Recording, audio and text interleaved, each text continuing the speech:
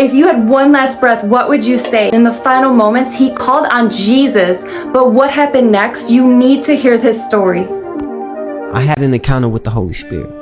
I got out of jail. I still didn't live a Christian lifestyle. Still wasn't a Christian. Still was chasing money, women, pills, and all that. So the seed was planted in me from my cellmate. What watered the seed was my friend, Nero. He was a drug dealer. And the girl that he was serving drugs to, she got on the phone and said, hey, yeah, I'm with him right now. Okay, yeah, you want to get something? Hey, I got somebody else who want to buy something from me. He said, bet.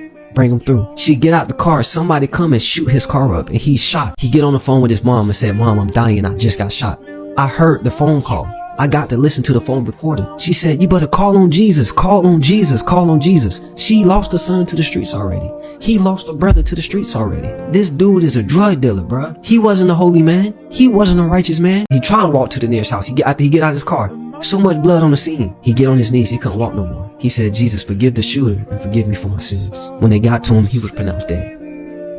There was no life in his body. They took him to the hospital. He was back into his body. They thought it was a ghost. They ran. They said, it's a miracle. You're not supposed to be alive right now. Do you know what he told me? He said, where I just was, I'm going to be back. After he told Jesus, come into my heart, forgive me for my sins. After he took his last breath on earth, God allowed him to be in heaven. And he was sharing with me everything that he saw in the spiritual realm. This life here is temporary.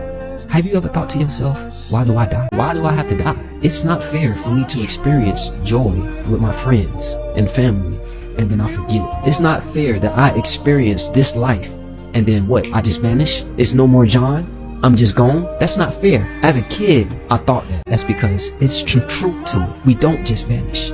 We was never supposed to die. Sin brought death. When my friend got shot and died, he continued living. But the only reason why he continued to live is because he said, Jesus, forgive me for my sins. Before he took his last breath, he got to live. When your spirit leave your body, you're going to be dead or alive. Death is separated from your creator. He got to be united with his creator because he said, Jesus, forgive me for my sins. What he was sharing with me and what he saw is what truly made me give my life to Christ. Even after I had my own encounter. Because I said, one day I'm going to take my last breath. And if I'm going to take my last breath, then I need to make sure that I'm going to continue living.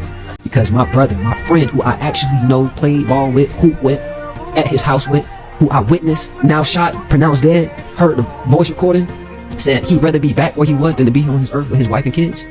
I believe that. This isn't just a story, it's a wake-up call. If you haven't given your life to Jesus, click the video pinned below while you still have time. Subscribe for more life-changing content.